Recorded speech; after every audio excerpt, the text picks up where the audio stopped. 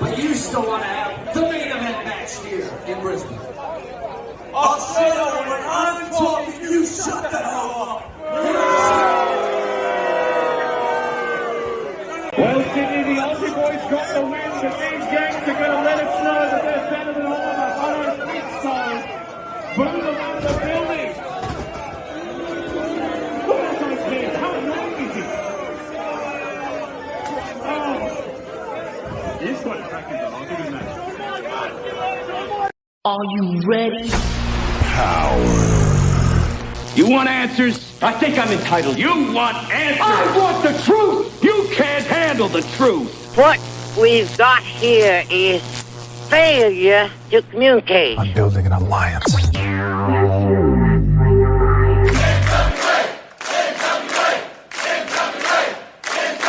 God bless the internet. Okay, let's party. It's showtime. It's time for the Alliance Guys podcast, with your hosts Kevin Frazier, Jaden, DKM, and J. Cal. What is up, guys? If I was a better... What's going on here? What is going on? Everything's gone to shit all of a sudden. Well, this is the Alliance Guys podcast, I promise. It's a presentation of alliance-wrestling.com, your number one source for news and information. The screen should be what is going on? Hey, Kerry. Kerry's on the show with us. Give me just a second here, Mr. Kerry Morton. I'll figure out why my screen is acting all wonky donkey here. What is going on? It's all black, and once you go black, you can never go back. Sure. Oh man, this there we go. There it is. There it is. Look at There's that handsome the champ. son of a gun. Referring to myself, that handsome son of a gun. Jeez Louise. Yeah, look at you're out. You're freaking living the life. You're out on the lake, man. You got matches coming up, brother. What are you doing out on the lake? Listen, Billy pays me a lot of money, so I can just hang out at the lake. I mean, to be fair, I'm here at the lake, seeing a little karaoke. I got a little boat over this way, a little place here, recently purchased. So life is good. Life is cool right now. Feeling good. I got a sponsored T-shirt on right here. It's called The Breakfast Club. You guys can see this gorgeous, lovely looking shirt. Only for the champ. Custom made for the champ. Anyways, doing good, gentlemen. How we doing? You guys all right? Yeah, we're doing good, man, and it's a pleasure to talk to you. Obviously, I was out there in Mexico City, got to hang out with you just for a few minutes out there at the Mecha Wolf concert. That was our Monster Wolf concert. That was pretty cool, and got to hang out with you just for a few minutes. But you're somebody who I wanted to have on this podcast for a while, and lots of reasons why, man. The connections to the past. Obviously, your pops is a former world junior heavyweight champion, a multi-time tag team champion. Hell, he's held those tag titles almost every decade from the 70s until now. True. I mean, it's incredible when you think about it. And then, your history, your connection with the NWA. I mean, a lot of people don't know this, but I mean, of course you grew up in the business. Of course we know that. But the time that you spent in Smoky Mountain, now Innovative Wrestling with Tony Givens, I mean, you were in those locker rooms with guys like Chase Stevens, Matt Sigmund. You got to be a part of this whole wrestling thing long before you actually stepped in the ring. Can you tell us what it was like growing up in Bristol? I mean, Tony Givens was on this podcast, and he said, like, you're now like the most famous name that lives in Bristol, Tennessee. It's true, and Tony's not wrong there. I am the most famous name that lives in Bristol, Tennessee, being a world traveling champion. But those guys, they showed me a lot. Growing up with them, they showed me how to carry oneself in a locker room and how to carry myself now all across the world, all across the independents. Truthfully, it's really humbling, to say the least, to grow up in the locker room of having Chase Owens beside me and Jason the Gift Kincaid and Matt Signum. And then as I get a little older and progress a little bit, having Elliot Russell beside me. That's my boys. Those are my guys that are my go-tos in the situation when things get a little sour, so to speak, at the bar. That's my boys I go to. So it's it's been nothing but good. You mentioned Chase Stevens. I like Chase a lot. He's even tweeted at me a few times trying to get his hands on the champ, but unfortunately that's not going to happen unless promoters are willing to spend some big bucks. That's for sure. But no. To make a long story short, it's been truthfully humbling. Just to be in the locker room with those guys and grow up with these, and now they're paying a ticket to watch me. So what's new with that, right? Tell me a little bit about your return to Innovative. Obviously this was the first time you were there as the World Junior Heavyweight Champion, a title that has so much significance in that area. Obviously your pops won the championship in Smoky Mountain. Jason Kincaid, Chase Owens. That belt was a fixture of the NWA of the yesteryear, I should say, the pre Lightning One era of the NWA. And you were there for a lot of those matches. You were there for a lot of that. Obviously not in the ring yet, but you were there to firsthand, and you were the first champion in the Lightning One era to return to that area to bring a NWA World Championship to Smoky Mountain, or excuse me, Innovative. How was that feeling? Was that like a homecoming for you? Most definitely was a homecoming. I mean, Innovate Wrestling is the wrestling promotion for the independents that you want to be on when you come to Tennessee. Whether that be guys, I'm talking from New Jersey, Texas, California, so on. They all message me and doing, how do I become a part of Innovate Wrestling? So just to come back home is fantastic, to go, get in my car and drive 30 minutes up the road and wrestle in front of my hometown crowd. That's something that I haven't been fortunate to have in a long time, traveling all over the world.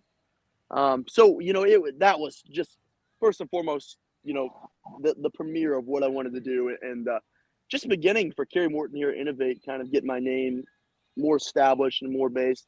Unfortunately, I can't be there for a couple more shows in the horizon as I'm booked elsewhere, but that's home. I mean, especially Tony Givens having a premium and a primal point of National Wrestling Alliance before the Lighting One era. Tony was the stone in Tennessee necessarily. Having Jax Dane and Rob Conway and Chase Owens and Jason Kincaid and Matt Signum, the gentleman that I wrestled, a former NWA World Junior Heavyweight Champion.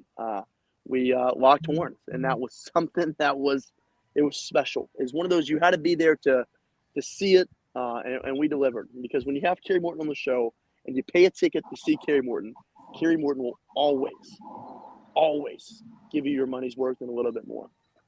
Yeah, we Tony Givens has been on this podcast multiple times throughout the years. We love Tony here, though he's always easy to have on the show because I just say one or two things and then he's good to go. He'll carry the whole show for me.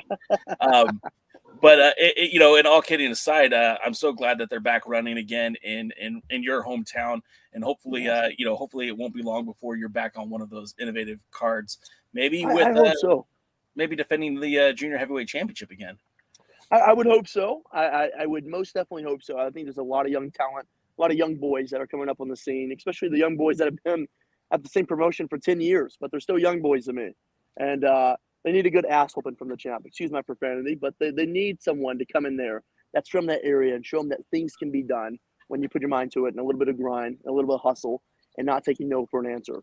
And that's something these guys need to see, and they need to hear first from a person like myself. So returning back to Innovate in the foreseeable future is going to happen. It might not be with the NWA World Junior Heavyweight Champion, because hell, I might get bored of the championship and relinquish it and go beat Tyrus or so what and be the World Heavyweight Champion.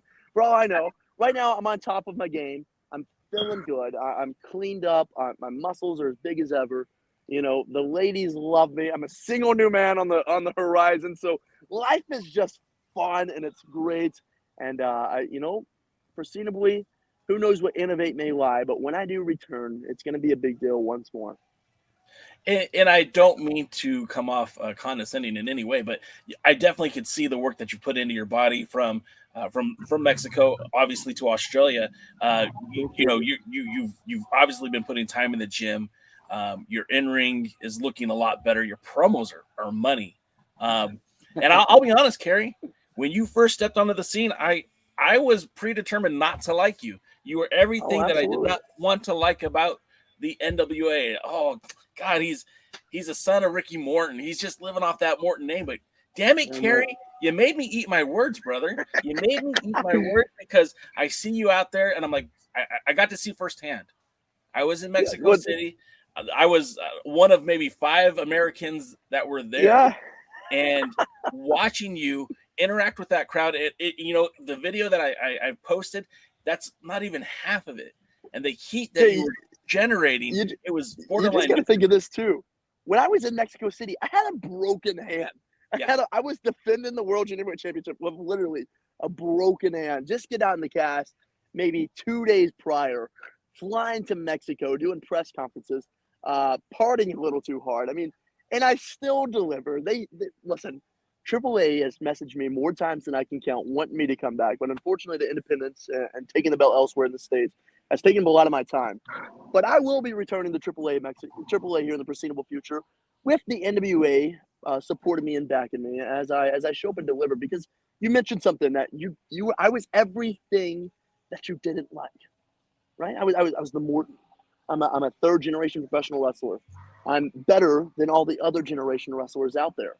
And that's something a lot of people can't stand. You know, I was reading some comments the other day, and people were tweeting at me, Kerry Morton, you don't deserve to be in the position you are because of your last name. Well, so fucking be it. Excuse my mouth on here, but so be it. I am everything I said I was, and plus a little bit more.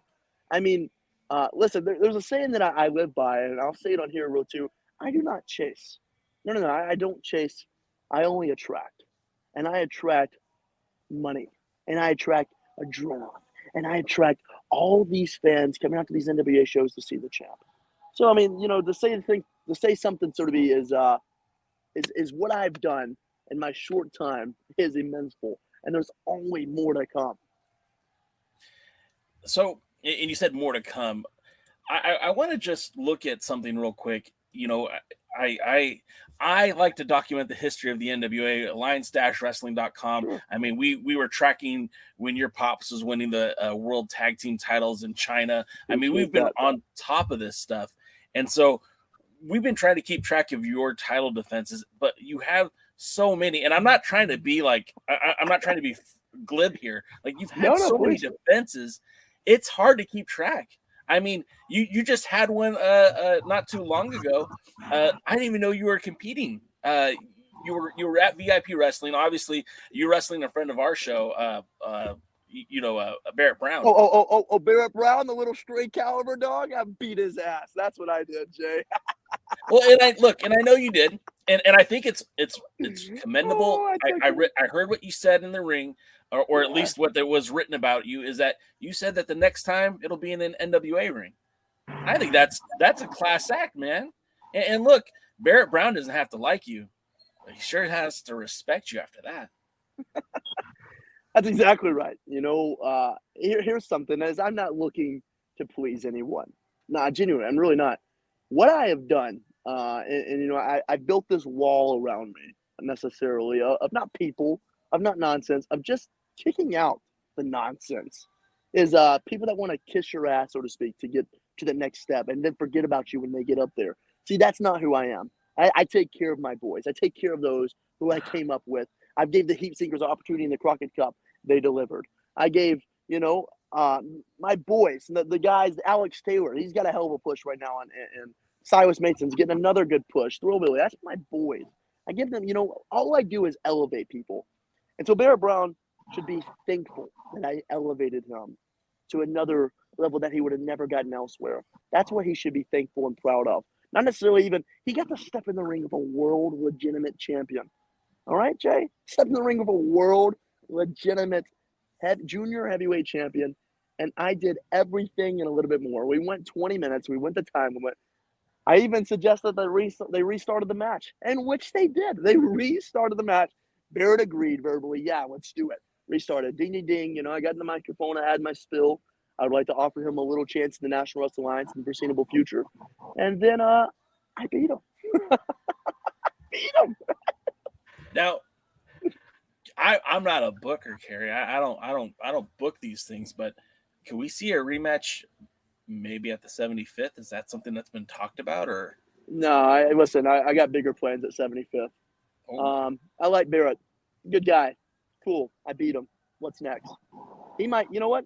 They'll probably give him a ring. He'll probably be an invitational somewhere for him in the foreseeable future to come onto the National Wrestling Alliance stage. But at the moment, I got bigger plans at 75 and something I can't spill just yet. I'm not asking you to keep putting over Barrett Brown, but don't you agree that he is a talent that helps strengthen your junior heavyweight division? I mean, look, you sit on top of the NWA. You sit on top of that solid junior heavyweight division. And I mean, Alex Taylor, Joe Alonzo, Colby freaking Carino is back. I beat them all. Jamie Stanley, if he decides to get back into the ring again. I beat Jamie Stanley as well. And I'm just saying, like, isn't it funny how you just mentioned all those names? Colby Carino, Joe Alonzo, Alex Taylor, Jamie Stanley. Isn't it kind of funny and coincidental that Kerry Morton has beaten them? Well, Jay, I've beaten them all, bro. And listen, I beat them numerous times. So I beat Alex twice. I beat Joe Alonzo 8 times now. I mean, Jamie Stanley beat him once. Colby Carino, I beat him like 3 times now. Listen, Barrett Brown, he stepped in the ring of a champ and he got beat. So it makes me chuckle a little. I'm very chuckle. But you have a good point. He would elevate the National Wrestling Alliance junior heavyweight division. So when I move up in the ranks, then he might get an opportunity. And I think he deserves an opportunity once more to redefine his legacy where it stands now. He's a hell of a competitor. I like VIP wrestling. I'll be back at VIP wrestling to take that VIP heavyweight championship here in the foreseeable future. And that's it. I mean, there's nothing next to it. I mean, I'm the belt collector now is what you should call me. The belt collector, Kerry Morton. So you have run through the majority of the junior heavyweight division in the NWA. Is there somebody out in wrestling? I mean, I heard you kind of throw it out to Tom Lawler, who was at the Forbidden Door pay-per-view, like, hey, TK, come pick me up. I'll put my junior heavyweight title on the line against Tom Lawler. Is there somebody out there like a Tom Lawler or like a Danny Limelight or another junior heavyweight that you would like to test your against? Yeah, I mean, Danny Limelight or whatever and Tom Lawler, they'd probably get their ass whooped. I mean, there's nothing new about that. And here's the thing. I'm not on here to say, hey, I'm Mr. Badass, I'm Mr. So-and-so. But what I am is I am the epitome of professional wrestling. And, I don't have to necessarily talk about myself this whole time. And I want to put those guys over. I mean, Filthy Tom Lawler got robbed an opportunity. And, God forbid, Adam Cole and his health. Godspeed on that. But, I mean, he should have to step up. And he should have to wrestle someone that's going to elevate Tom Lawler a little bit more. And that's Kerry Morton. Whether Tom Lawler knows that or not, I am everything I said I am and a little bit more. So, hell, TK, I've gotten the message a few times. My phone's still open, but unfortunately, I'm on the verge right now of extending my contract of NWA till 2025. So if you want to talk, buddy, we better be talking soon. So committed to the NWA, which I think is great. Obviously, the National Wrestling Alliance, it's one of those Benjamin Button things. We're kind of going in reverse. It's a company that's been around for 75 years, but it's still kind of in its infancy right now from the day that Billy Corgan took over until now. I mean, there's still so much room for growth, and obviously it's going to need young, strong athletes to help carry this brand going forward. I mean, you could have a world champion who's 50 years old, and you could have, some of the other guys that are on the roster. But what's going to really carry this brand going forward into the next 5 years, 10 years are guys who are like you in their prime, or not even in their prime, still working towards getting into their prime. How do you, I mean, hopefully you do get locked up for a while for the NWA. I think the NWA would be benefit from that. Let's think about this for a second. EC3, Thomas Latimer, Tyrus, Chris Adonis, who's some primal pieces of missing. What do those guys have a relation to them? Like, what do they have? They have that former WWE background, right? Mm-hmm. And that's what they're going to go on to be. The former WWE guy is now a champion of this promotion. Look at me. I'm not a former WWE guy. I am the NWA guy. I am the headstone of the National Wrestling Alliance for the junior division, for the young talent, so to speak. And that's something that Billy and Pat Kenny and Joe Galley and Kyle Davis saw all along. They're like, if this company is going to grow and elevate, more than what Kerry Morton has done for it, then we need to put Kerry Morton in the face, in the center, in the moneymaker. And that's where I need to be. I mean, necessarily, and that's something we talked about. And hopefully, I'm not an XWE guy. I'm not an ex-AEW guy or New Japan guy, although I've worked for those promotions. I am the NWA guy, and I am the future of the National Wrestling Alliance, whether people like that or not. What about the overtures that you've made to Game Changer Wrestling? I mean, I know you've appeared there. Hell, you defended the junior heavyweight title there. Is Brett Lauderdale on your speed dial? Is he trying to get you to have more appearances there? Is he trying to convince the world junior heavyweight champion to come to Game Changer Wrestling? Brett Lauderdale, Game Changer Wrestling. You know, I am everything that Game Changer Wrestling doesn't like. You know, because I am a good professional wrestler. I'm a good-looking dude. I'm a good-looking dude. I'm no Effie. I'm no Jimmy Lloyd. I'm no young boys like that. I am Kerry Morton. And that's something that they cannot for the life of them understand that and get that damn, dude, this guy is money. I mean, I showed up to Game Changer Wrestling in Atlantic City, and I beat their top guy. I beat their top guy in like 10 minutes tops. I beat him with my deal. And they all presumably boo me? Why would they boo me? I'm a world champion. I'm the best thing GCW have ever seen. So if Brett is smart, and Brett, we talked a few times, and yes, he wants me on his shows really, really bad. My rate's gone up, so I don't think he can necessarily afford me, but he wants me on his shows really bad. And here's the thing. If I show up to Game Changer Wrestling, go ahead and give me the Game Changer Wrestling World Heavyweight Championship. I mean, there's that to it. I shouldn't have to wrestle. I shouldn't have to do this and that. Have a ceremony for me. Bring me a nice little piece of cookie cake. I'll watch the sugars on that one, but for that's necessarily, I'll have a nice piece of sugar cake. You know what I mean? And then I'll show up, and Nick Gage will come out to the ring, and he'll bow in front of me and say, "Champion, I am so sorry. I'm so sorry that I didn't respect you until now." And that's that. And maybe if they're lucky enough, I'll defend the belt once or twice in their promotion, but no hardcore bullshit. No. A legitimate professional wrestling match. That's what's going to happen. Maybe under the restriction rules of the National Wrestling Alliance, what we did at VFE Wrestling. I'll do it. I'll bring it there. So, yeah, you'll see Kerry Morton and Game Changer Wrestling in the foreseeable future. But right now, I'm booked every single weekend until, I believe, the beginning of October. Well, and I do want to go over some of your bookings. I know your time is limited, so I'll do this quickly. But Jay, we're good. I'll put a little time in more. I appreciate you, sir. You're so busy that you're missing some NWA dates because you're out there defending the title in Canada. I mean, I'm looking That's at. Right. I mean, normally we do these interviews on Thursday. I imagine you can't do it on Thursday because you're going to be traveling to Woolies to defend against NWA talent Dak Draper. I mean, this is going to be it's an NWA match, and you know, match. And I don't think Dak Draper's ever had an opportunity to challenge for the Junior Heavyweight Championship, so that'll be a first-time matchup for both of you guys. It's very true. What are your thoughts on Dak Draper? Good story here. Promoter calls me a few days ago. Kerry, hey, you know, I bought your first class. I got you the Marriott. I'm gonna take you out to a steak dinner. I was like, I appreciate that. And he's like, and then Dak Draper, by the way, I believe he's going to make weight. And I was like, no freaking joke. And Dak Draper, as much, and I respect the man dearly, what an athlete, what a primal he is, and what a freak of nature. I mean, Dak Draper, if he puts his mind to it, then he can do it. And right now, as we speak, I was told he's on weight at 225, and this is going to be legitimate. I'm pound for pound legitimate with Dak because I told him and I made a bet with him via three-way call real quickly, and I was like, Dak, you're not going to do it. And if you do it, then I'll put $250 on the line, cash. I was going to offer. I offered a little bit more, and he said, Kerry, you know, I don't want to take your money necessarily, or I don't want to have to give up that much money. So we did $250. Dak Draper makes his weight of 225 or less, then I guess the champ's out $250 for the night. But it's something I'm really looking forward to. We're going to tear it up. Woolies, that's Des Moines, Iowa, this Friday night for 3X Wrestling. Hell of a wrestling promotion. And then coming home Saturday. And then I know that next week you'll be in Canada. The Calgary Kid himself. And Mo Jabari. That's right.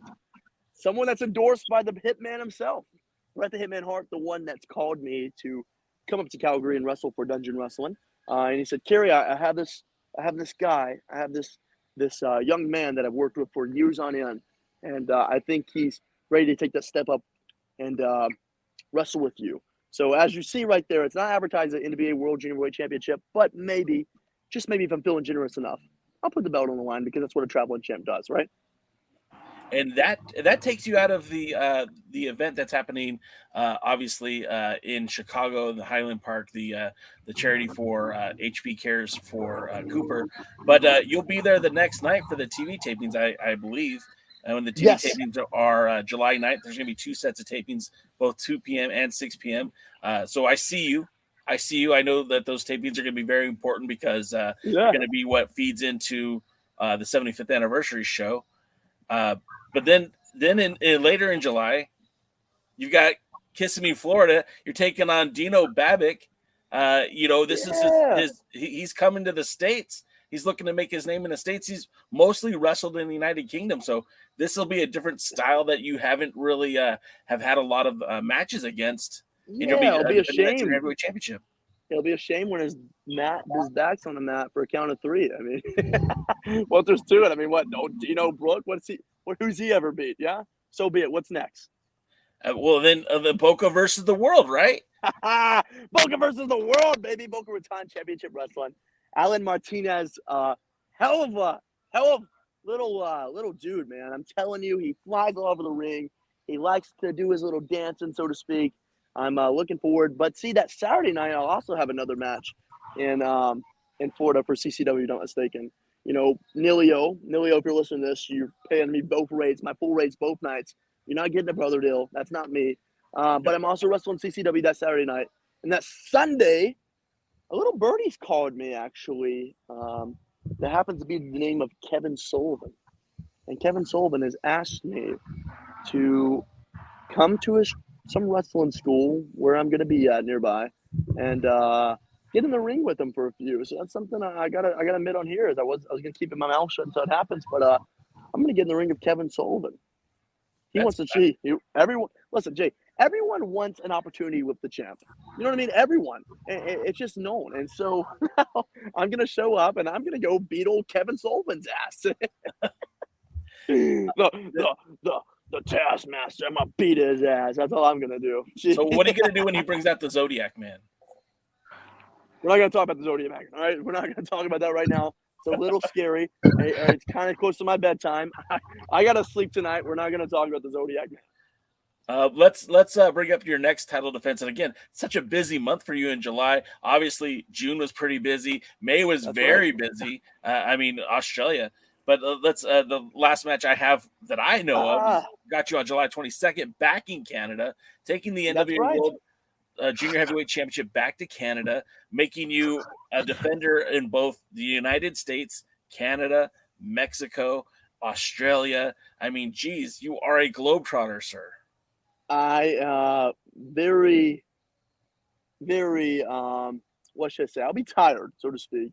But looking forward to going back to Ontario. I got some beautiful girls lined up for me right when I get in town. Some that I cheerlead with in college. They're coming to see the champ and watch him do his thing. So I'm really looking forward to being there, especially for this wrestling promotion in particular.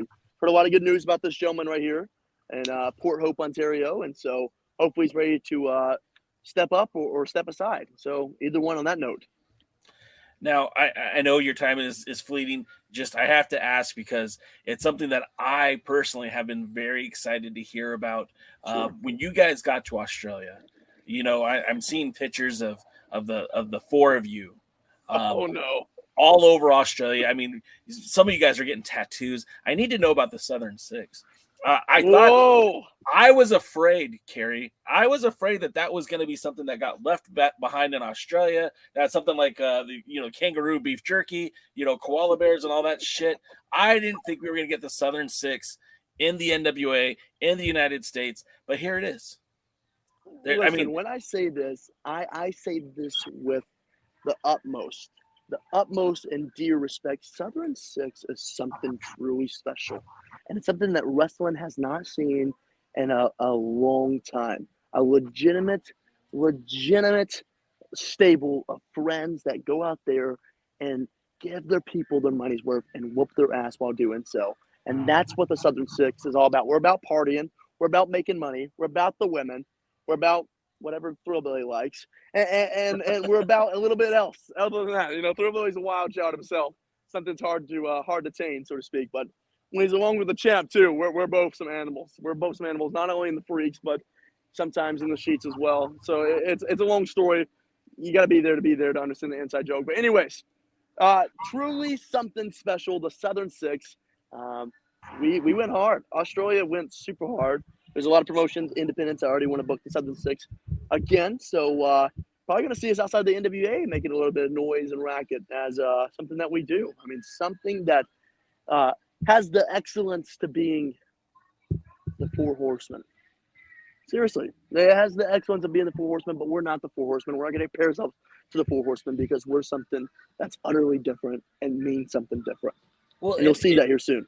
And again, no disrespect intended. I see you guys kind of like the Freebirds. You know what I mean?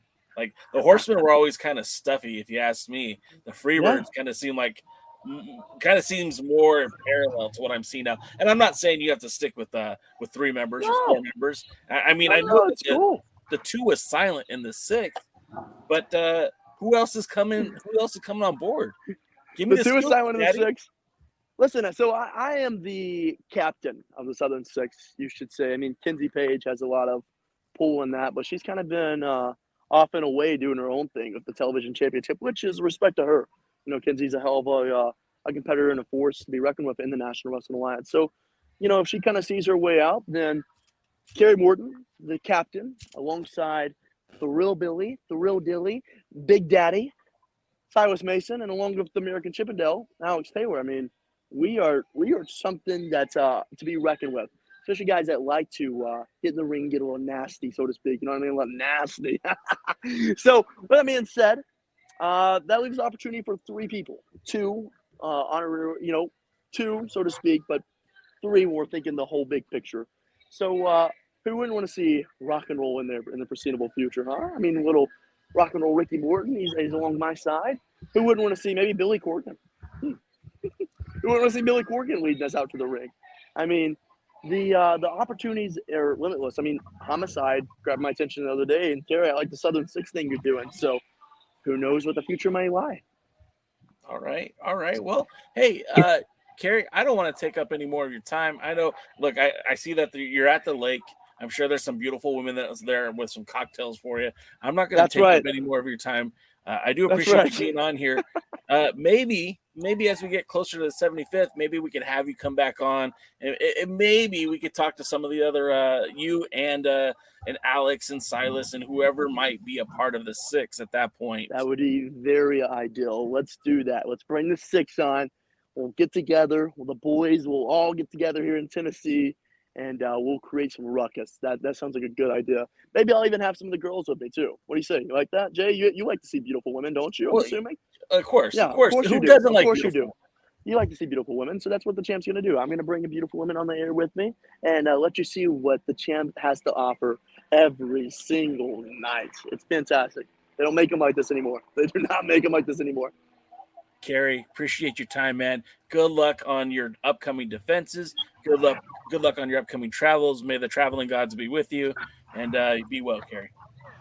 Lions Blog, I appreciate you. You guys be safe yourself, and I will see you in the foreseeable future. Champs out. I'm going to see you in St. Louis, brother. Oh, see you in St. Louis it is. Until then, the champ's out. Talk to you soon, boys. Be well, Kerry.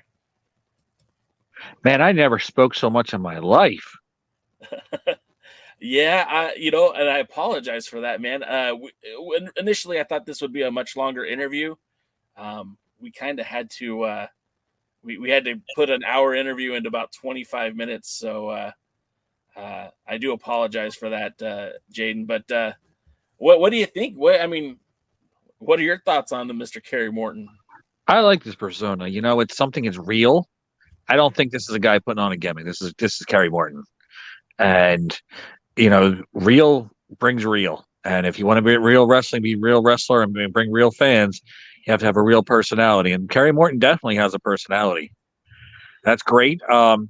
I'm becoming a fan of him. I didn't dislike him as much as the other Alliance guys did over time. I never actually disliked him at all.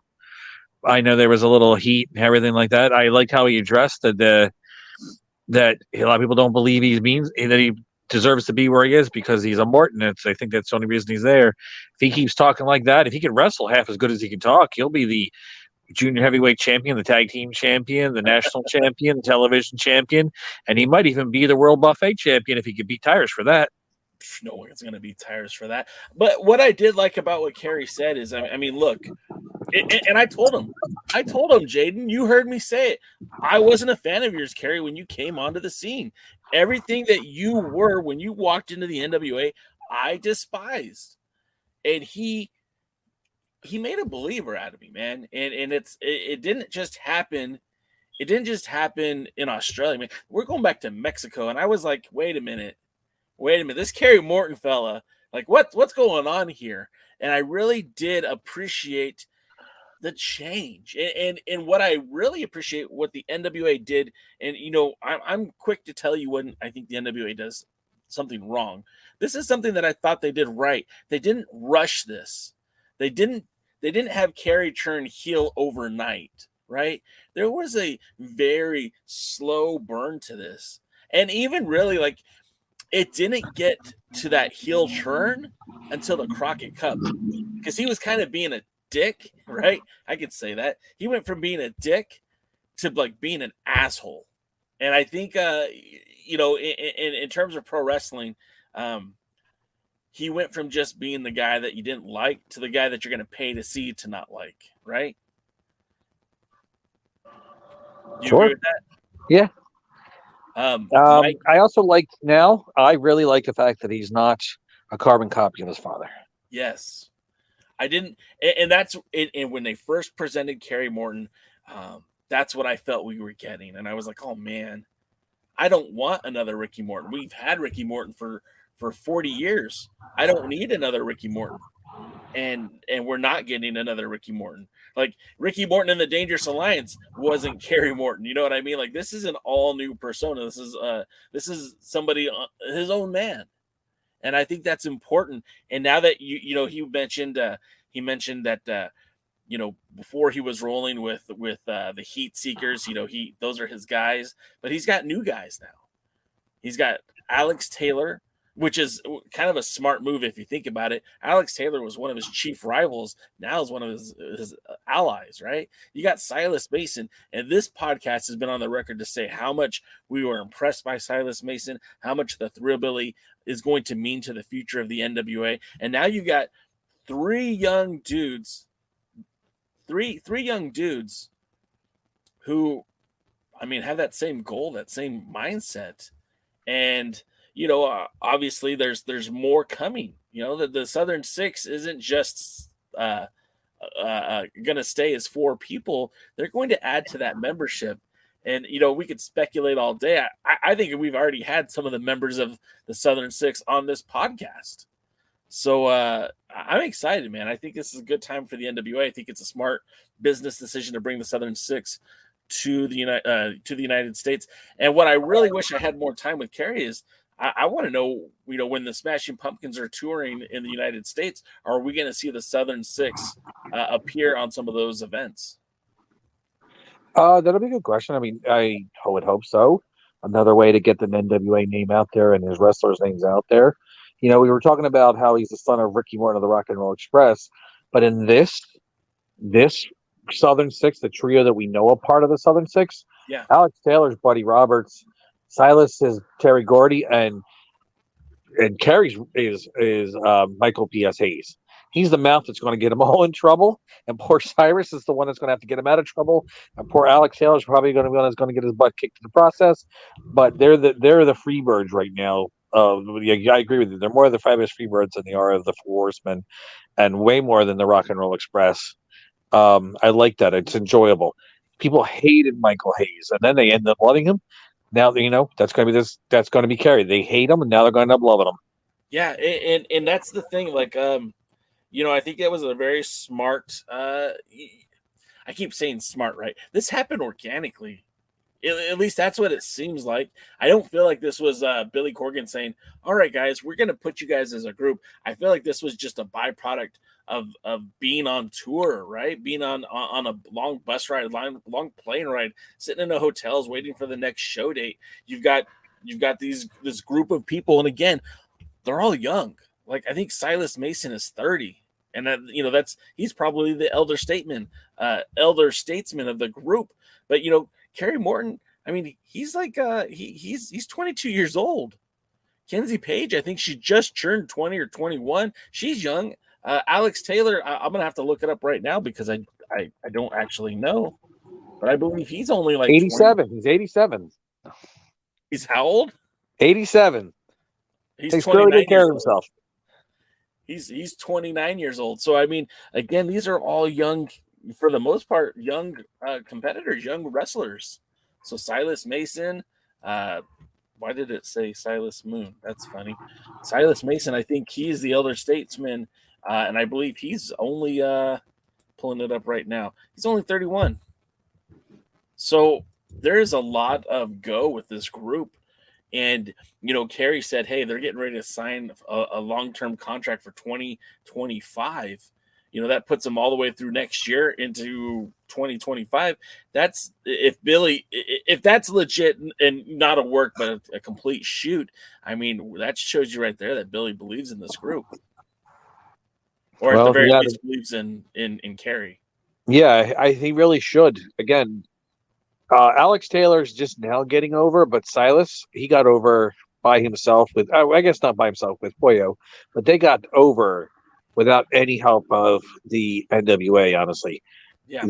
They got over despite the NWA, and I think Kerry Morton is similar to that situation. He got over despite the NWA, and this is great. This is what the NWA needs. They need more unique talent.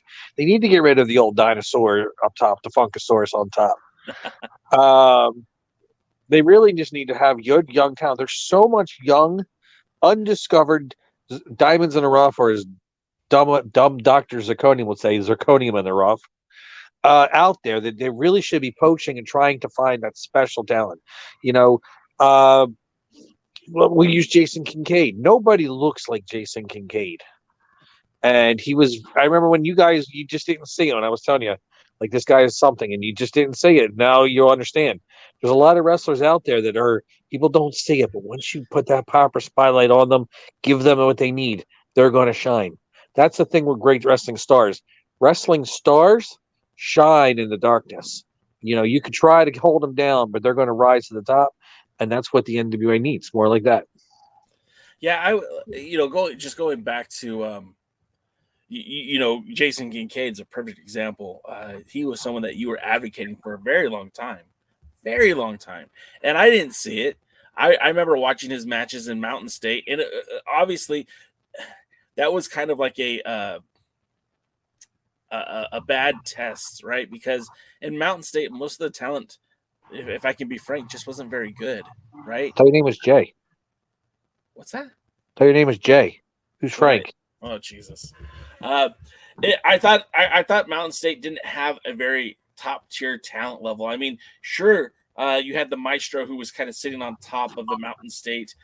You would have guys like Chance Prophet show up every now and then. Scrap Iron Adam Pierce would show up every now and then. But for the most part, it was kind of an underserved territory. I know Chase Stevens came in, and of course, that's the genesis of the feud between he and Jason Kincaid. But really, Kincaid came into his own when he Chase Owens. What'd I say? Chase Stevens. It's Chase Owens. I meant Chase Owens. You're correct. But it really did seem to that feud kind of helped Kincaid grow beyond just Mountain State. And once he got into Smoky Mountain, now Innovative, his career just totally took off. And he was a guy that, again, you were advocating for back when he was even in Mountain State, but he really did take it to the next level. Yeah, initially he kind of looked like a hybrid of a hillbilly and a Ferengi. And I think that held him down. And his outfit wasn't really good either. But he had something, and he just needed somebody to shine that up properly. And I think that's what Tony Givens really did. Yeah. And now he's has an even more unique look. And really getting his name out there. And there's a lot of wrestlers out there that people don't know, but there's something special about them. They just need to find it. Billy Corgan, instead of touring around Smashing Pumpkins, you should be touring around trying to find the Zirconium and the Rough. And Dr. Zirconium, I want some extra money for that one. To try to find these really, really unique things. There's a lot of guys on that roster probably know somebody that can bring something special to the NWA. I don't mean cronyism. I don't mean like bringing in your best friend. There's a lot of times where wrestlers bring in somebody that's because they like to work them, but they're not necessarily something that really needs to be on TV. There's big wrestling company on another station that has a lot of people that really don't need to be on TV, but they're friends with somebody. But there are trust the guys who can be trustworthy. If Kerry Morton is the reason we have Silas, then listen to Kerry. If anybody else, Homicide or anybody else on there that has, is doing what's best for the company, not best for them, and not best trying to get their friends booked, listen to them, because there is talent out there that the NWA can be NWA exclusive. They can get signed up and can make NWA special, and then get a good booker. I work cheap. Hoagies and pierogies, right? I don't really like hoagies, but I'll definitely do the pierogies. I haven't ever had a pierogi. What am I missing? They think they're a Polish version of a ravioli. They use potato more than cheese, even though there's a lot of good ravioli have both. Yeah. So it's potatoes, some kind of meat, sometimes sauerkraut, which is not my thing, and then cheese, and then it's all cooked up into a dough. Some are steamed, sometimes they're fried, sometimes they're boiled, sometimes they work with sour cream and butter, sometimes you're going to put sauce on them. Depends on what your own particular like, but pierogies, they're a very versatile, delicious food, and my grandmama used to make them. They were heavenly. Damn you for being so detailed on that. Now your boy Jay's hungry. Start off with Mrs. T's and then work your way up to the good ones, and you'll be all right. So I want to address the chat. A lot of you guys are saying, oh, man, I miss Kerry. The great thing about YouTube is you can always go back and watch these interviews. Kerry was fantastic, and I'm not saying that because he was on this podcast. I mean, he was on it tonight. I think he had maybe one or two margaritas or seven or 11. At least 6. Yeah, a sinister 6 amount of tequila. Yeah, that's right. I'm sorry, a Southern 6 amount of tequila. He was on it tonight. So if you missed it, go back and watch it again. The quality of the video wasn't great because he was out at his at the river, the house that he has at the river. I'm sure he could have brought Ricky on if we had asked nicely, but he was good. There was a good interview, and I think you guys will like it if you go back and check it out. With that being said, I'm going to go through some of the questions that are in the chat. This isn't going to be a super long episode, guys. We're not going to really touch on Power. I'll tell you, I thought it was a great episode. If you hadn't watched it, you should. We got to see more of that Southern 6. You got to see how Alex Taylor got injured.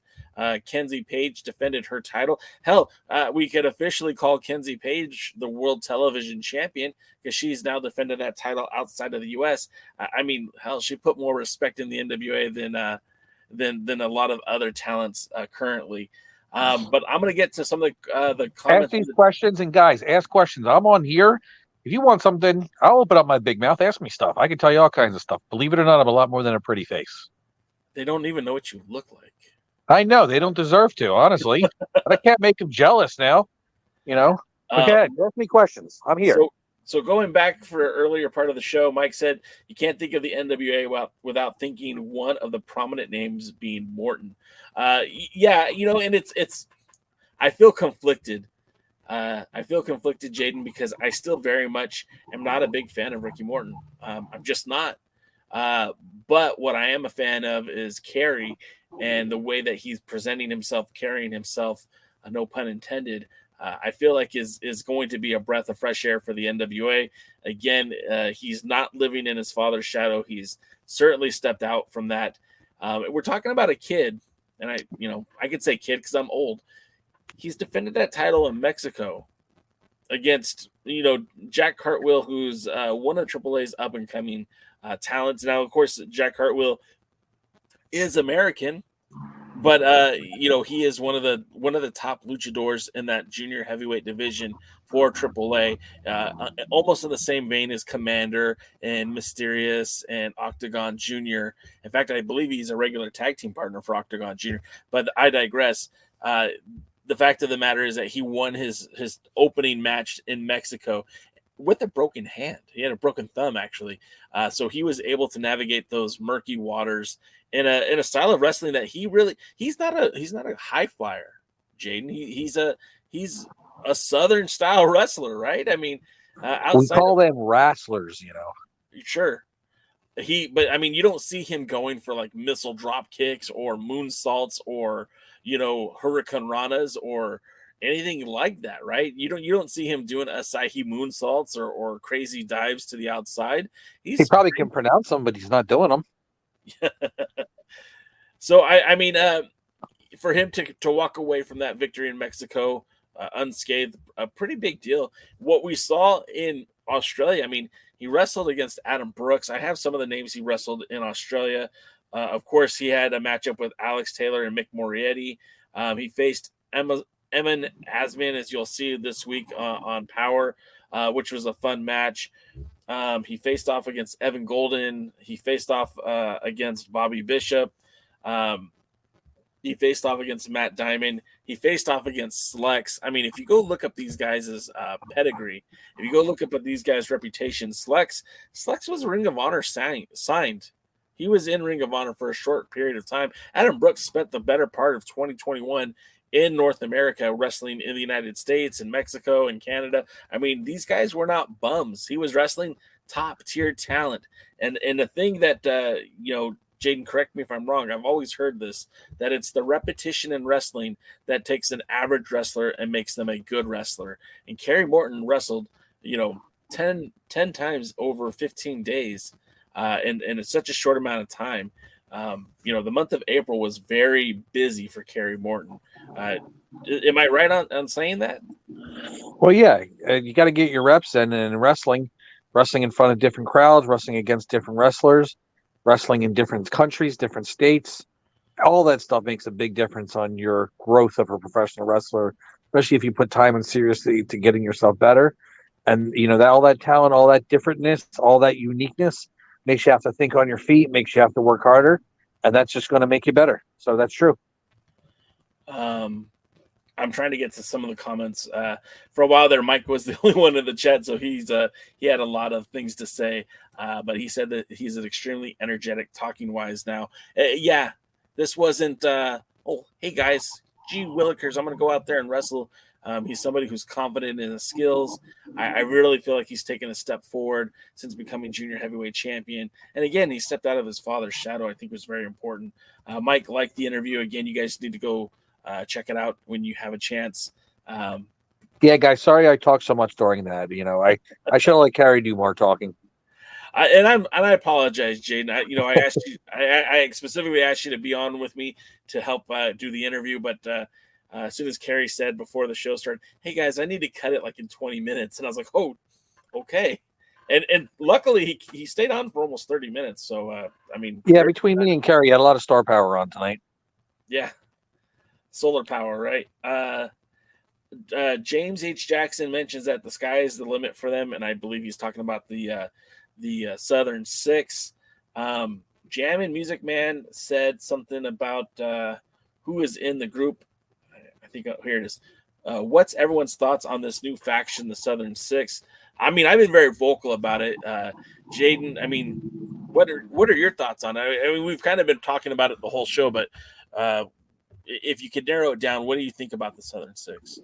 The Four Horsemen didn't come together because they were booked to do so. They came together. They were lucky. They just happened to be on the same interview, and all the stars aligned, and the Four Horsemen were born. While Terry Gordy and Michael Hayes were friends and they were going together, Buddy Roberts was brought in to kind of calm them down, to be the calming influence. And boy, that was a dumbass mistake, because he was trying to think he's wild and crazier than both of them combined. But still, you know, they put him together, and they initially thought he was going to be the narc, and they ended up being the most drunkest and the biggest party animal of all of them. And look what happened, and the Freebirds were born. You know, sometimes the best stuff happens organically, not not surgically, not planned out. And that's exactly what it is. The Southern Six is an organic faction that's going to grow the NWA and grow in the NWA and be the next big thing. I think what I think is really special about it, and I'm not trying to bury Nick Aldis or Strictly Business. I think that the group Strictly Business definitely served a purpose while it was in the NWA. Of course, that was very Horseman-esque as well. You had Royce Isaacs and Tom Latimer kind of holding down the tag division. You had Nick Aldis as your world's heavyweight champion. Briefly, they brought in Scott Steiner, and then he left. And then Chris Adonis came in towards the end of it and held down the national championship with Aldis being the world champion. So it did have some gravitas to it, but that was booked that way. And I get that Tom Latimer and Nick Aldis were friends in real life. I totally get that. And I get Camille was brought in to be like the insurance policy for Nick Aldis. And likewise, the relationship developed between her and Tom. But when they threw Royce into that mix, remember that was at the Crockett Cup 2019, where Royce and Tom were just kind of thrown together in that wild card battle royal. That's why they were called the wild card, and it was just very peculiar how that team kind of came about. But then they went on to have a very successful run as tag champions within the NWA and solidified that quartet, if you will, of the Strictly Business. And of course it evolved to include Adonis, who would win the national championship. But that all happened in the confines of an NWA power ring or an NWA event, where this group, yes, it was an NWA event, but it was different. It was on the road. It was in Australia. It was in a strange land. And this consolidation of power, this trio, this quartet, who knows what this group will end up being when it's all said and done. I don't know, man. I'm excited for the future of the Southern Six. Yeah, it is really cool. And I really didn't think of the champ Aldis and Latimer and Adonis and stuff as the Four Horsemen. I thought of them more of like Evolution. Then there you go. Then absolutely. Yeah. That was more of the vibe I got on that one because how they were presenting on that, but the Southern Six, they're not the Horsemen. They're, again, you're right. They're more the Fabulous Freebirds. And the Freebirds had 4 members too. I mean, you can't leave out Jimmy Garvin, gorgeous Jimmy Garvin, or about Bad Street or Little Richard Marley. I don't remember Little Richard Marley, but I do remember Bad Street. And I also remember Diamond Dallas Page rolling Jimmy Garvin and Michael PSAs out to the ring. And there was Sir Oliver Humpeldink. I think they gave him a different name at the time. So wow, yeah. You butchered that one. Big Daddy Dink is Sir Oliver Humperdink. Okay. Not Humpelstein or whatever you call him. I did not call him Hump. No, Humpelstein didn't kill himself. No, that was Epstein. Oh, I'm sorry. This just handed to me. Sorry. I think you need to take some more W. You're running on empty right now. You know what? So last night during the pre-party, I was feeling a little down, and I had a lot of W. Like, I'm talking way more W than usual, and that thing kept me up all night. I'm not with any sleep right now. I'm on no sleep. So usually it's Michelle that's keeping you up all night, but it was W, huh? Yeah. Michelle was doing her best Rhonda Shear impression, kept me up all night. That's a dated reference. Yeah, right. But but for those who know exactly what I'm talking about. Jamming Music Man says, so who's all in the Southern Six at the moment? And so I like the way that they kind of fed us to this point, right? Because the Southern Six, all these Australian tapings happened back in April. I know it's crazy to think about it because we're just now seeing the footage, but they did the 312 pay-per-view, right? Then they jumped on a plane to Australia. This is just a month after being in Mexico. Now, Mexico was only for the day, right? But they went to Australia for 15 days. And all that footage that we got or did not get all happened in a course of 2 weeks, a little more than 2 weeks in Australia. Then they came back, did some TV tapings to set up for the Crockett Cup. They did the Crockett Cup, no TV tapings. And one of the things that I do believe that they had every intention of bringing us the Southern Six at the Crockett Cup. I think that was already laid out, because after Silas Mason lost the national title and EC3 had accidentally knocked over Poyle Damar, Silas Mason took that big step over her and then walked away. Did not pick her up, did not check on her. And the very next night when he was out there to face Dan Maff, who was in his corner? Alex Taylor. Now, there was no connection between Alex Taylor and Silas Mason before that night, except for what happened in Australia. If you weren't paying attention to the dirt sheets and guys like J-Cow who are like scouring the internet for NWA news and information, you would have missed out on this whole Southern Six phenomenon that happened in Australia. Because outside of Kyle Davis and outside of Joe Galley and outside of the members of that Southern Six, they weren't talking about it. The NWA wasn't exactly promoting this group. I mean, there's no merchandise available. There's, that wasn't really talked about outside of like maybe this podcast. And I think they realized that what they had in Australia was something significant, something special. And I think they started planting the seeds at Crockett Cup.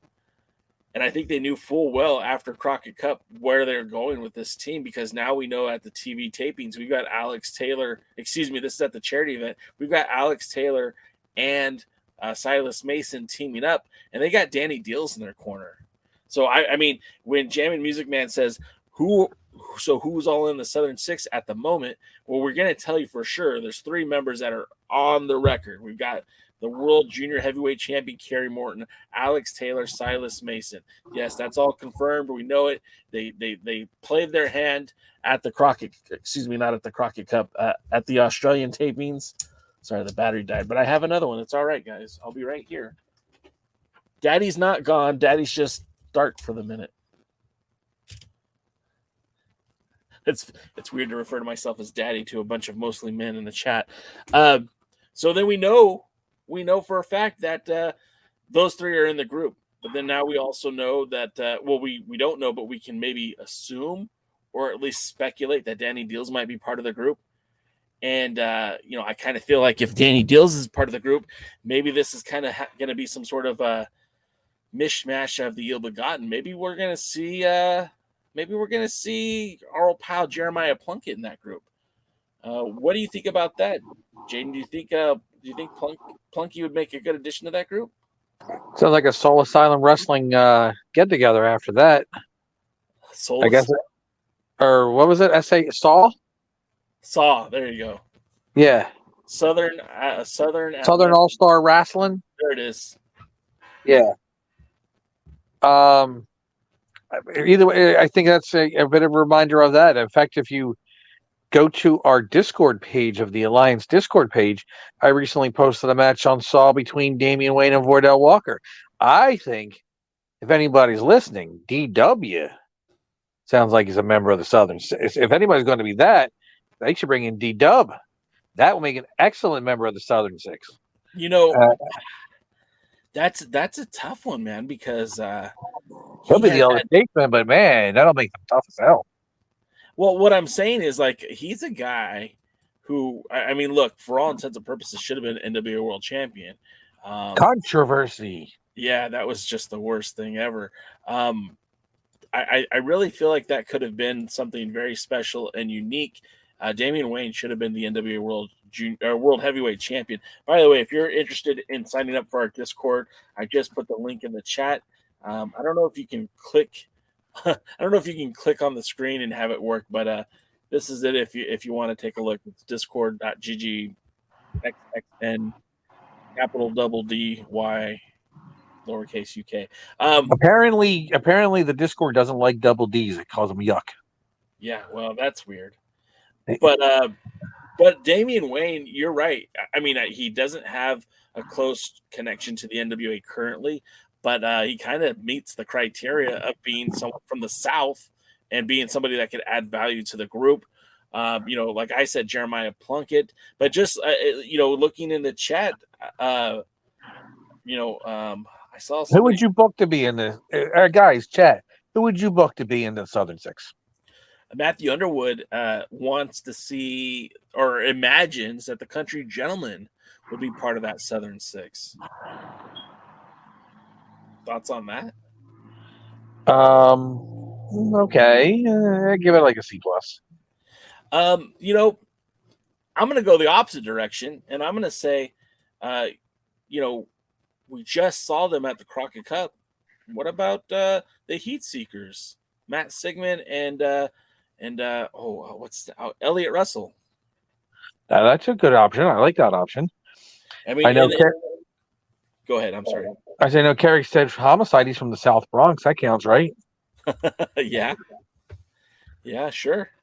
I mean, look, if we're talking about anybody from the South, I mean, what about Luke Hawks? What about PJ Hawks? I think they're having too much fun going heels and being in Young Rock and stuff like that. But maybe. Yeah. I just think there's a lot of opportunities for that group. It's up to the chat. Who else do you think would make a good addition to the already announced three? Obviously we need 3 more members. So who do you got? Just going. How about a very unique member, since we mentioned him before? What about Jason Kincaid? That would be wild. Again, a unique look. That'll bring some attention to the Southern Six. And again, it's somebody who's very talented in the ring. Would be a bolster for the junior heavyweight division immediately. And it kind of ties it back to Innovative, which if they're going to be getting bookings outside of the NWA, I mean, you want to be attractive to especially the promotions that could potentially want to use you. Innovative or even like Joe Kazana's promotions, all of these are based in Tennessee within 4 or 5 hour radius. So both of those are potentially, even Damian Wayne, again, I think he lives in Tennessee these days as well. He does. Going back to the chat, I just want to bring up some more things. Matthew Underwood thinks that Ricky should be the manager. It kind of feels like Danny Dills might become the manager, but we'll see how that plays out. James H. Jackson says in July, Kerry will be defending in Canada 2 times. One of those defenses is 100% for certain. The defense that the match that he has in Calgary with Dungeon Championship Wrestling, he said on the show, is not necessarily for the World Junior Heavyweight title, but he might bring it and put it on the line. We'll have to see about that. Is that Calgary, dramatic pause, Alberta, Canada? You better know it, man.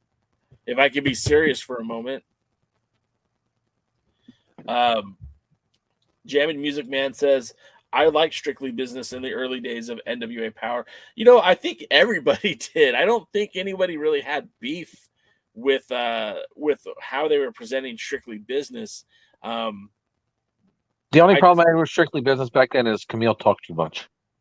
Yeah. Yeah. And she's gotten better on the mic, but I do feel like Oh, wait, you're being silly, huh? Yeah, she didn't say anything. Right over my head.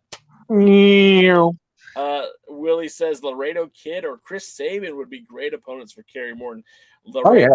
Laredo Kid, I don't know what his status is right now. I think he's a free agent. I know he was most recently linked to Impact Wrestling, as well as Chris Sabin. He's your current X Division champion in Impact Wrestling. But yeah, I'm with you on that one. Either one of those guys would be fun to see Kerry test his mettle against them. Laredo Kid, again, is going to be more of that high-flying lucha libre style. And to be perfectly honest, so is Chris Sabin.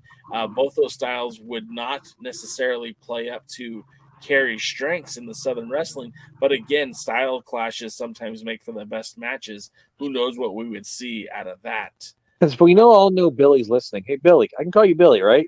What about Fuego de Sol? He's currently without work, Here's an interesting one that I know will never happen. What about Cahagas? Yeah.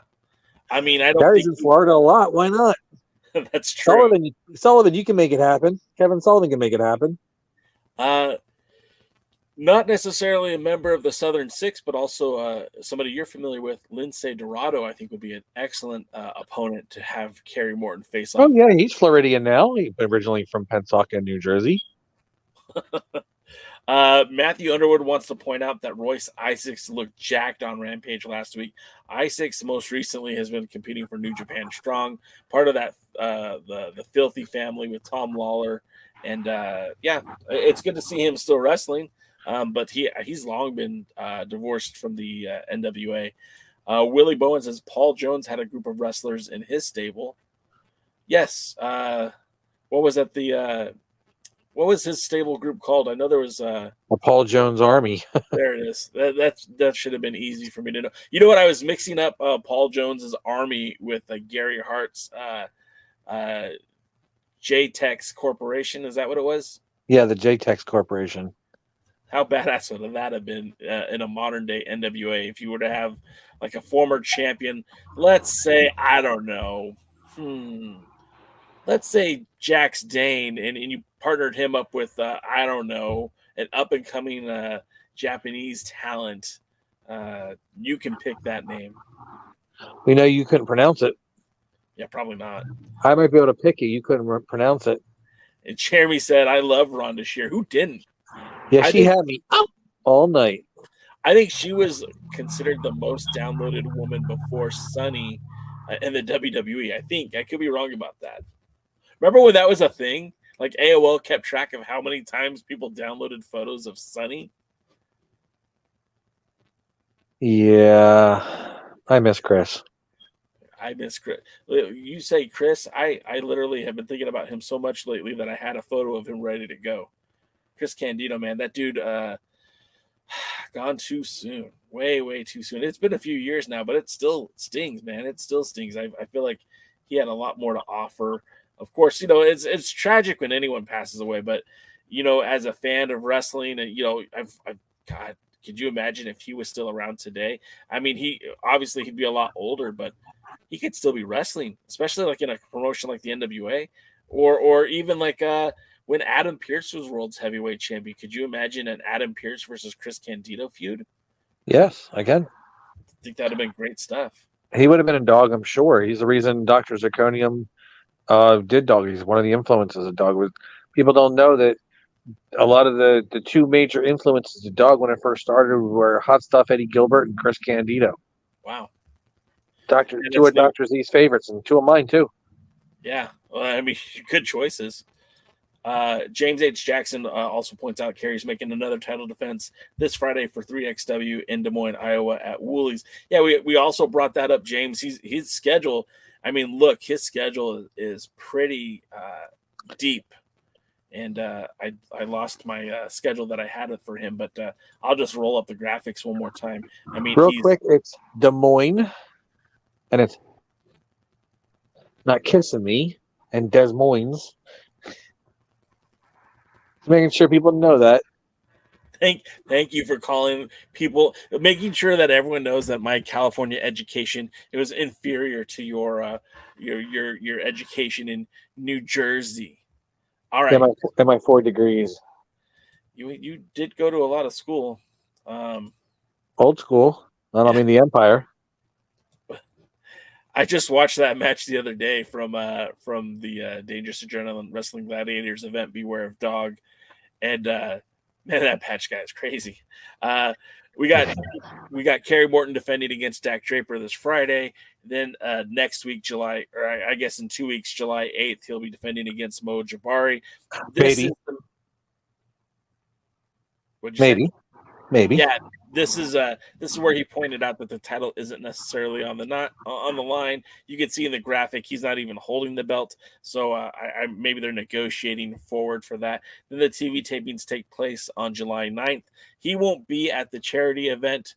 His match was already booked before the charity event was planned, so he'll be there most assuredly in Highland Park on the 9th for the 2 o'clock and 6 o'clock showing. Then he'll be in, what city is this again, Jaden? Well, it's not Kissimmee, it's Kissimmee. He'll be in Kissimmee, Florida on Friday, July 14th. as he defends against Dino Babic, who is, I believe he's Croatian and has spent a lot of time wrestling on the in the United Kingdom. This will be his more or less breakthrough match here in the United States, and then he returns back to Canada on the West Coast, or on the East Coast this time in Ontario. That's on July 22nd. Well, he'll be taking on Von Vertigo, who's recently been making some headlines. Recently appeared on an episode of Busted Open Radio, and then he'll be at Boca Raton.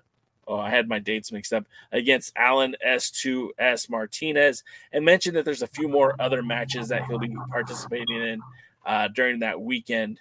So, yeah, Kerry's going to be a very busy man as of late. I wouldn't be surprised if we see some more dates pop up very, very soon. And of course, he said he's booked till October, Jaden.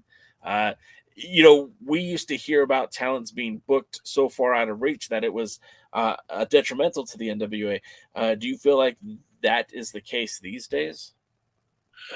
Well, no, because the NWA runs 10 times a year. Yeah.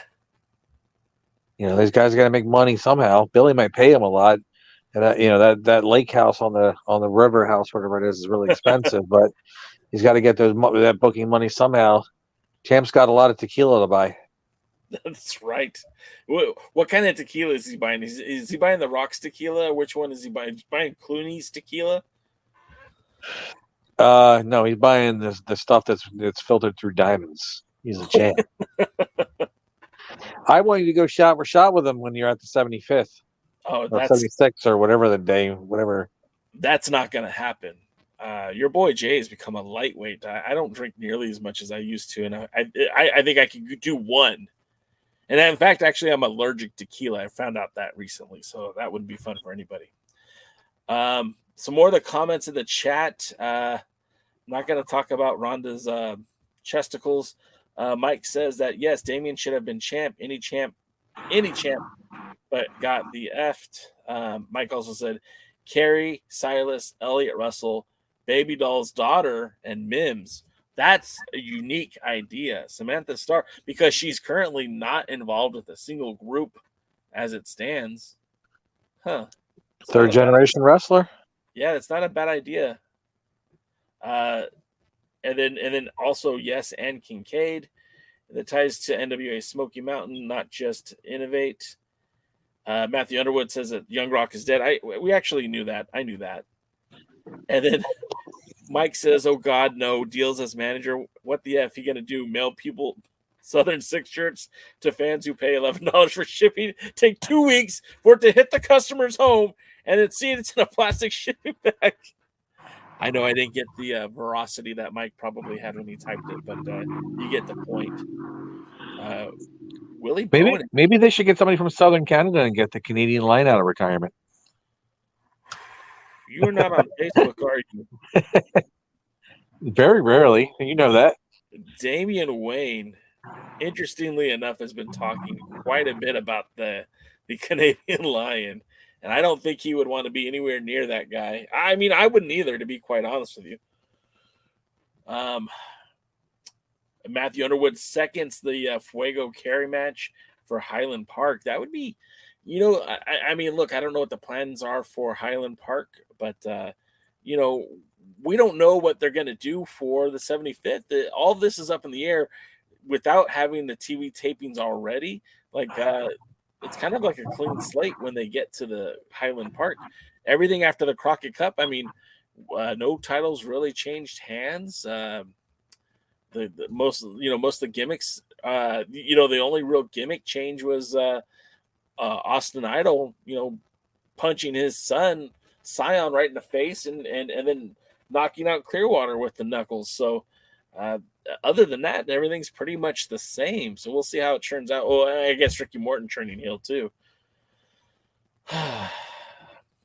Then more comments. Matthew says Limelight would book him everywhere. Good for Kerry.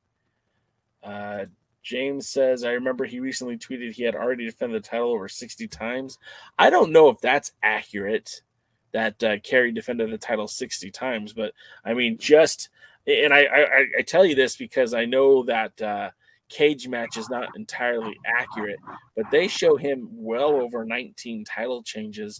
And I mean, he's beaten guys like Colby Carino, Brian Pillman, Jimmy Lloyd, Alex Taylor, Jack Cartwheel, Jaron Fulton, Rick Reeves and Kane Justice, Joe Alonzo twice, Bobby Bishop, Adam Brooks, Matt Diamond, Slex, Adam Hoffman, Evan Goldman. So I mean, he's racked up a lot of defenses. I mean, this is kind of like it comes down to like your genuine traveling champion, like Camille and Kerry are the ones holding it down right now. I guess you could also add La Rebellion as well, but not a whole lot of god awful, ugly ass Mexican AAA tag team belts.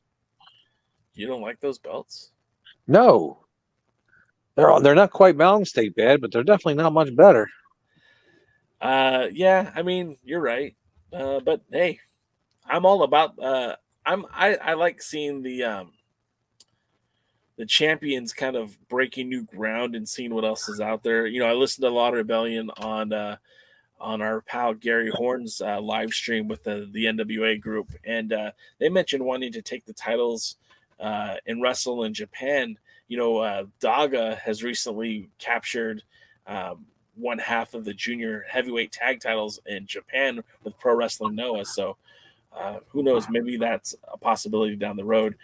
James H. Jackson says that traveling champs, if only we could have a traveling world's heavyweight champion. He does travel. For book signings. Well, I was going to say he's got a world tour going through the buffets.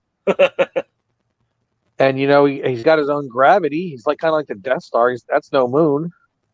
Have you, in New Jersey, I don't think we've ever talked about this before. Do you guys have Korean barbecue? Yes. Okay. I could imagine that Tyrus could run one of those places out of business in one night. We have Chinese buffets. We have Korean barbecue. We have Golden Corrals. And that's, yeah, they're not very good, but we have them. Yeah. The Atlantic City is loaded with some good buffets and some not so good ones. Why didn't you take me to Atlantic City when I came and visited you? I don't know. We wanted to go see Bansky. Yeah, I was going to say Pollo. Bansky. No, I thought it was Busky. I thought we were going to hang out with Eric Martin. I was confused. Yeah, I wish he would have had his shirts for you. Oh, I'll pick one up when he has them. And then Willie says Camille and Kerry Morton have defended their titles more than the Pillsbury Doughboy Tires defending the 10 pounds of gold. That's 100% true. You got me on that one. Matt Underwood says, James, I like the idea of a national championship hitting the other mid-major promotions, Defy, MLW, Impact Global. I don't consider Impact to be one of the mid-major promotions. I mean, Defy, I don't even know if I would consider Defy one of the mid ones. MLW, definitely. GCW, I would say so. Impact, I would put a little bit higher than this group, and Defy, I would probably put a little bit lower than this group. But, yeah, I don't have a problem with that either. Like, it would be kind of neat to see EC3 going out there and defending the title in other markets. You know, one of the cool things when Trevor Murdoch was the national champion is he was able to take that belt to SWE Fury, the Southern Wrestling Entertainment Fury, that promotion based in Texas when they had TV, and was able to defend the title out there. That was kind of cool to see live on, well, not live, but watch it on YouTube. And yeah, it'd be kind of neat if EC3 was able to do something like that. You agree or disagree? Anytime a champion gets out there and defends the championship, that's a good thing for not just the NWA, but the champion and the belt itself and the challengers. It's all good for everybody and the promotion. Yeah. And the fans. Devin Dowling just showed up. Devin, when this show ends, which will be relatively soon, in fact, probably like in 9 hours from now. No, like in 5 to 10 minutes. Go back and check the interview out with Kerry Morton. He was on something tonight. It was a lot of fun. I think you'll appreciate it. Yeah, and he was drinking the Rocks tequila, I think. Matthew Underwood says, if only Tyrus did TV on Paramount and was in the booth for the NWA as a thanks for making me champ. I don't know what you can do with Tyrus, because I think the man, right? The man Tyrus, like, If you push him back in the ocean, I think that's a good start. damn. As a man, stepping away from the ring, I think is hard for everybody. And sometimes when you step away from the ring, you really legitimately have to step away from the sport. I don't know. Tim Storm had made a wonderful, beautiful transition from being an in-ring talent to being on commentary. He might not be the greatest commentator ever, but he does a pretty solid job for the NWA. If you could do that with Tyrus, I think that'd be interesting. But, the pay scale, I think that Billy pays Tyrus is a little bit higher than pretty much everyone else on the roster. So I don't know. That's because they pay him by the pound. Oh, shit. And then Devin Dowling says, I'm liking Kinsey Page carrying that women's TV championship everywhere. Kenzie and Kylie faced Sawyer Wreck and Ryu from GCW Saturday. It was an effing bloodbath. I don't watch GCW, but I know Kenzie is double tough. That woman is tougher than a lot of men that I know. And it's kind of fun to see the maturation process of Kenzie Page. When she showed up in the NWA, I did not have a lot of kind things to say about her, but watching her grow in this role as a dominant champion, as a heel, it almost feels weird to say as Kenzie Page was sweet little Kenzie Page is now one of the most ferocious members on the roster. It's for sure kind of interesting, but I'm not watching Game Changer Wrestling. Not for her, not for Kerry Morton, none of them. Yeah, come on. We all know you're a huge Joey Janela fan. No, like I was mad at Dave Marquez for booking him at the red carpet rumble. I did not care for him. There's a big show coming to Tijuana. It's Game Changer Wrestling, and I have absolutely no desire to go. I'm actually going to another show in Tijuana very, very soon. I had thought about going to the AAA show, but it's going to be at a baseball arena, and I don't think I could get a lot of good content there. But there's another show that's going to be featuring talent from CMLL at the Auditorium de Tijuana, which is the only place I've seen wrestling in Tijuana. So I'm looking forward to that. But I have no desire to go see Game Changer in Tijuana. That's for sure. Jaden, I think this is a good place to wrap it up. I knew this was going to be a short show tonight. I didn't realize it'd be this short. I knew Kerry had to take off a little bit early, but thank you for holding it down with me. DK is on assignment. He should be rejoining us next Thursday. I don't even know if there's an episode of Power next Thursday. No, there's never an episode of Power on Thursday. Excuse me. I don't know if there's a new episode of Power on Tuesday. Well, when DK is not on assignment eating corn, he'll be here joining us, and probably I'll be here unless Power doesn't allow me to be, and I don't mean the NWA Power. Well, I want to take this moment to wish you a very special 29th birthday. You're finally hitting your prime. I think the world of you, Jaden, and I appreciate you being a part of this podcast. Well, Happy birthday to you, sir. I'm going to be 29 years old finally. Me and my pretty eyes that Jay likes to flirt with will be probably doing absolutely nothing, but we'll know. Well, go get yourself a steak sandwich and go see a movie. I might. There's not really a lot playing. I was looking into that, but there's not a lot out there now that it really catches my attention that's not already out in the theater that I can watch on another channel. I want to see the Flash movie. Hey, it went by too fast. Like that. All right. That's a good place to wrap it up. Again, thank you guys for being here. There will not be a podcast tomorrow. Let's do it anyway. I won't be there. Let's do it anyway. What would we talk about? We could talk about corn. It's a big lump of knobs. It's got the juice. It's got the juice. I can't imagine a more beautiful thing. I just hope he's not eating it long ways. You crack yourself up way too much. If you keep that up, W may take its partnership away. Maybe they should, because I didn't sleep very well last night. But we know it's doing its job. Normally, you're the jabroni that's doing the job around here. No, last night I was looking up at the lights. It just weren't the lights I want to be looking up at. All right, so that's going to do it, guys. Again, thank you for checking us out. For those of you that hung out with us and the other Alliance guys earlier tonight, appreciate you. Like I said, it won't be a show tomorrow, but we will be back to our regularly scheduled program next week, Tuesday with the pre-party, Wednesday, again, the other Alliance guys, and Thursdays, the home, the originator, the place that we started it all, the Alliance guys. The mothership. What's that? The mothership. Oh, that's good. The mothership. We should start using that. No, we can't because other people use it first. And Dusty Road still was kind of the originator. Damn it, Dusty. Still all the good ideas. Until next time, we'll see you at the matches. Are you ready? Thanks for joining the stream. This has been a presentation of Alliance-Wrestling.com. We genuinely appreciate your support. Would you consider subscribing so you'll never miss a future episode? I'd also like to remind you we do a live stream every Tuesday at 5 p.m. before NWA Power. You can find us on social media at The Alliance Blog. And until next time, we are The Alliance.